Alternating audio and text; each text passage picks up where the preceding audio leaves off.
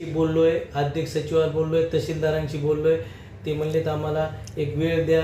दिव्यांगाचं त्यांनी मला सांगितलं आम्ही दिव्यांगाला ठेवलं, पण प्रत्यक्षामध्ये दिव्यांगाला आता त्यांच्या सिक्युरिटी गार्डने काल आमच्याकडे दिव्यांग काही की मूकबधीर माणूस आहे, अंध आहे एका डोळ्यानं, की ते म्हणते तू तर धडधाकडे आहे, तुला कशाला डायरेक्ट दर्शन पाहिजे.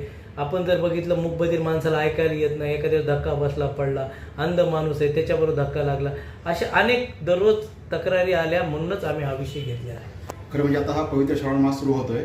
त्यांनी आजची आज त्यांना जर आपल्याकडं आपल्या ह्याच्यामध्ये देवासाठी प्रत्येकाला देवाच्या दर्शनाची श्रावण महिन्यामध्ये वैद्यनाथ ज्योतिर्लिंगाला अतिशय मोठं महात्म्य आहे आणि त्या काळामध्ये आपण देवाचं दर्शन घेतलं पाहिजे.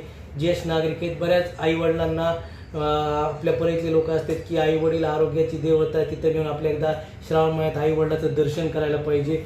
आणि ज्येष्ठ नागरिकांसाठी तिथं कुठलीही सुविधा नाही किंवा ज्येष्ठ नागरिक गेला तर त्याला तासन उभा लागते. त्यामुळं परळीतलं आधार कार्ड बघा, परळीतल्या लोकांसाठी सेपरेट रांग करा, ही आमची मागणी आहे.